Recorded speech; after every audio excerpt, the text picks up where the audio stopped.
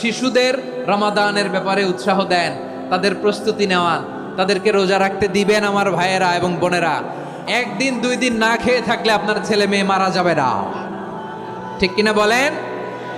ওদেরকে উৎসাহিত করেন, ওদের ছোট্ট যারা রাখতে দেন, বলেন যে বাবা সকাল থেকে দুপুর পর্যন্ত না খেয়ে থাকলে তোমার অর্ধেক রোজা, এরকম 2 দিন অর্ধেক মিলে তোমার 1 রোজা। এরকম আমি কত রোজা রাখছি ছোটবেলায় কোনো হিসাবই নাই। আমার দাদি বলতো সকাল থেকে না খেয়ে দুপুর 12টা পর্যন্ত রাখলে নাকি অর্ধেক হয়, এরপরের দিন অর্ধেক, 2 অর্ধেক মিলে 1 রোজা।